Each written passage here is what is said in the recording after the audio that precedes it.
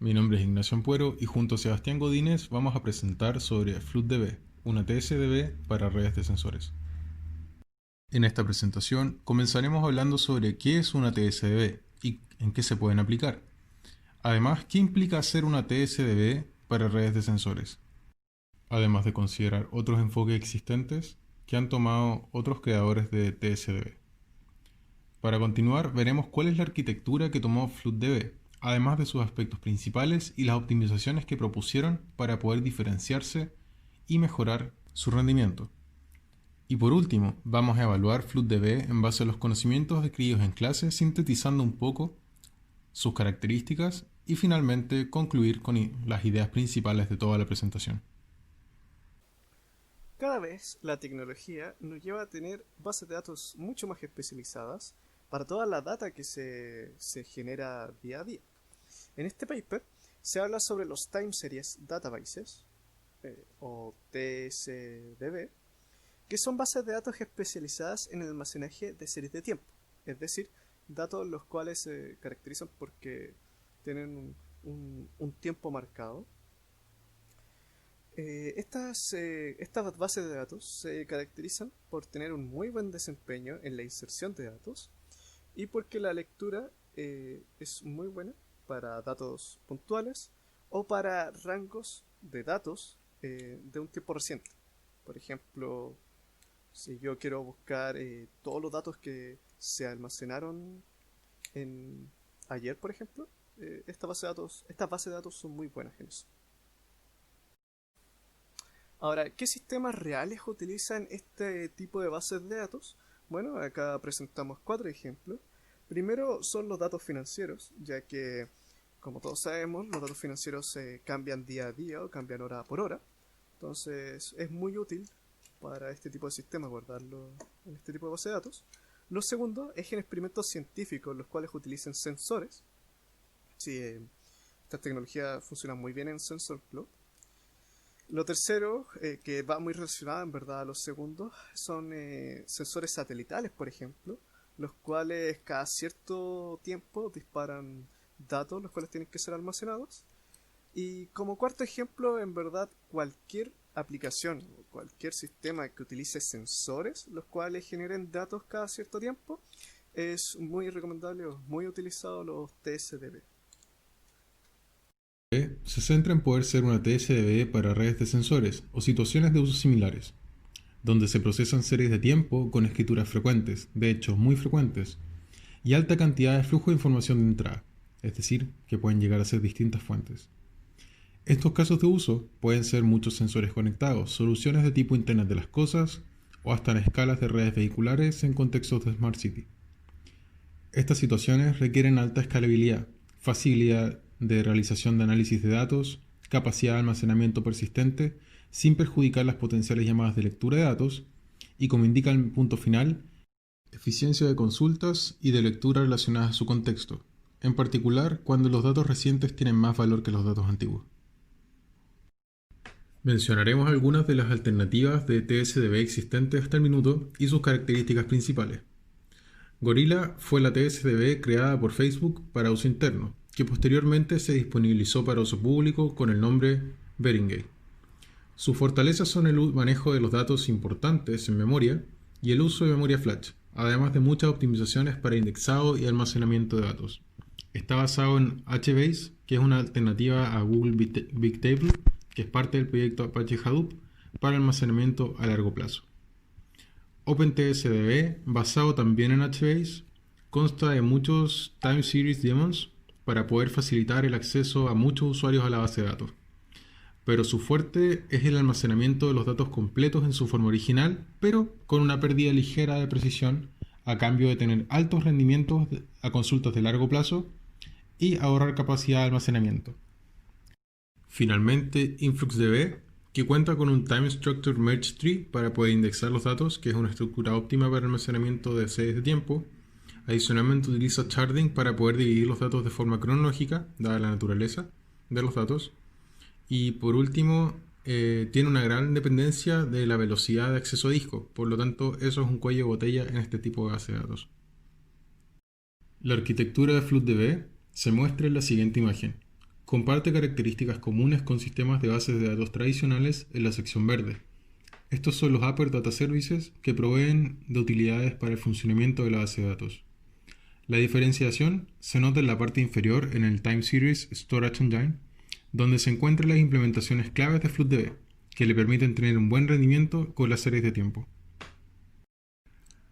La primera caracterización importante está en azul, con las características para poder administrar los Trigger Time Series Merge Trees, además del gestor de memoria y almacenamiento de estos árboles. El caché extra utiliza esta misma estructura para disponibilizar árboles de acceso frecuente. En rojo se encuentra el otro módulo importante, que consiste en el almacenamiento de los datos. Esto consta del módulo de compresión, encapsulación y la gestión de almacenamiento persistente en el disco. Para entender mejor cómo es la estructura del árbol utilizado por FloodDB, primero mencionaré el Log Structured Merge Tree o LSM Tree. Este es un tipo de árbol basado en la estructura clásica B plus tree o B más tree, el cual consta de dos partes, una que solo agrega y se encuentra almacenada en disco y otra que actualiza y se encuentra almacenada en memoria. En este paper se utiliza una estructura llamada Triggered Time Series Merge Tree o simplemente TTSM Tree, que es una variante del LSM Tree que, a diferencia de este, no consta solo de dos árboles, sino que en disco, como se puede apreciar en la imagen, se tienen muchos árboles, donde a medida que los datos sean más fríos, más profundo es el árbol que los almacena. ¿Sí? En este caso esto está representado donde entre más a la izquierda esté el árbol, como se ve, más grande es, más profundo es. Este árbol está basado en el B-Star Tree, que a diferencia del Plus Tree, incluye punteros a hojas que no vengan de una misma rama. Pero B-Star Tree tiene un problema, y es que no genera árboles balanceados, por lo que FloodDB cambia el algoritmo de inserción por uno que almacena los datos en lotes. De esta forma, como los datos siempre son almacenados al final, se genera un árbol balanceado que aporta en varias operaciones, destacando el ahorro de tiempo en lectura de datos. Otro punto que se tiene que considerar en este tipo de árboles es el merge de datos entre un árbol a otro. Esto se produce cuando se dice que los datos disminuyen su temperatura, como se lograba visualizar en la diapositiva anterior.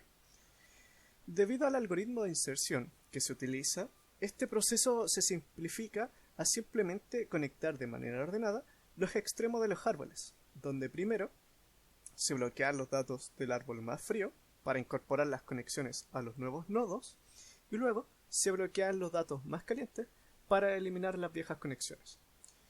Esto ayuda un montón para reducir el tiempo de bloqueo de datos, a diferencia de, por ejemplo, el LSM Tree, el cual tiene que reestructurar su árbol, lo cual genera mucho más tiempo de bloqueo. Bueno, como se observa también en la imagen de más abajo, las conexiones rojas son las que nacen al incorporar los nuevos datos y las celestes son las que se van a eliminar porque ya no pertenecen al mismo árbol, por así decirlo. Por último, el criterio que se sigue para llevar a cabo este merge de dos árboles, es decir, en qué momento se dice de que los datos pasan a estar más fríos, son dos. Primero es el tamaño del árbol, es decir, si los nuevos datos incorporados hacen que el árbol supere el criterio de tamaño, se produce un merge. Y el segundo es la latencia de consultas a dicho árbol. Si un árbol supera el número de latencia, es decir, que si el número de consultas es muy bajo, también se dice que los datos son más fríos, por lo tanto se produce un merge.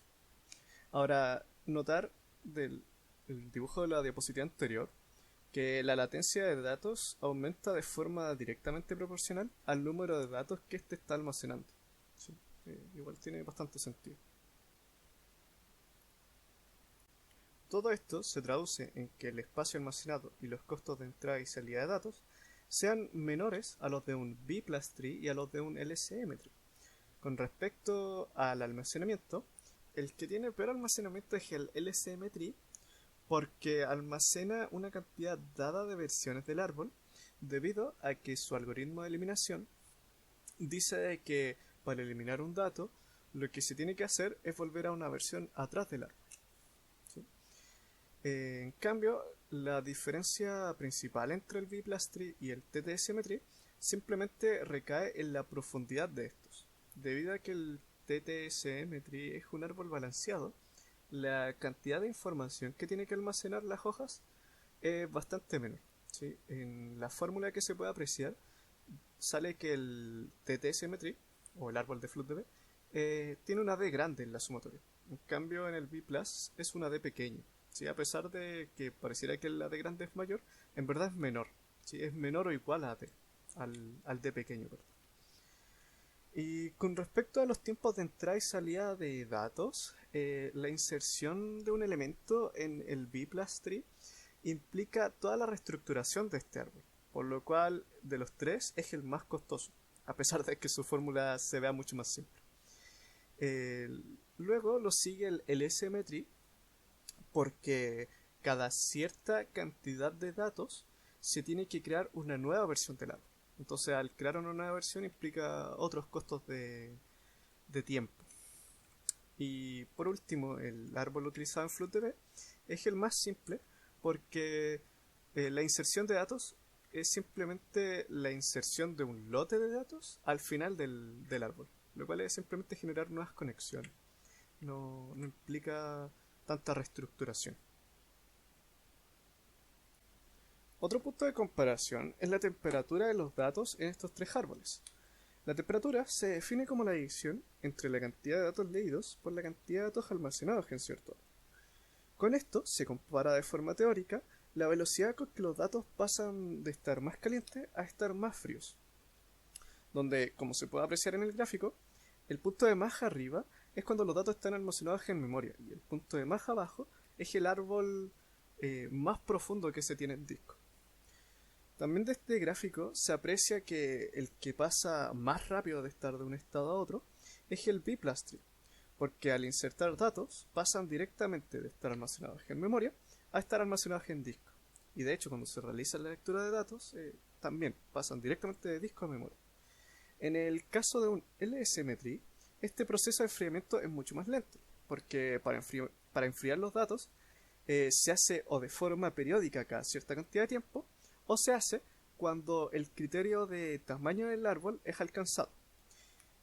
Por último, en el caso del árbol utilizado en FloodDB, este proceso es un poquito más lento porque no se hace de forma periódica, sino que, como se mencionó antes, se hace según el criterio de latencia de consulta de datos o de almacenamiento de datos.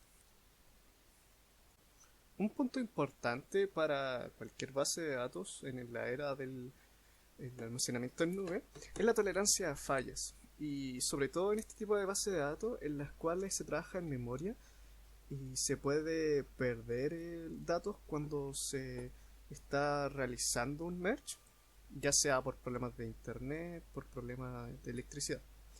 La solución que plantea FloodDB para hacer frente a la tolerancia de datos es utilizar un sistema de log, ¿sí? Se llama WAL, en el cual cuando se realizan operaciones de inserción en un árbol, estos son almacenados en este log, ¿sí? Y cada cierto tiempo este log los almacena en disco, generando un punto de guardado con el cual el TTSM Tree se puede recuperar, y de esa manera, si es que por ejemplo se está almacenando un dato y se apagó la luz, se puede recuperar.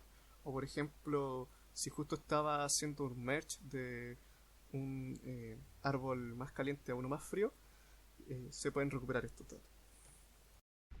Los creadores de FloodDB realizaron optimizaciones a la estructura de árbol utilizada para almacenar los valores de la serie de tiempo. La optimización en general simplifica la inserción de datos. Esto se realiza de dos maneras.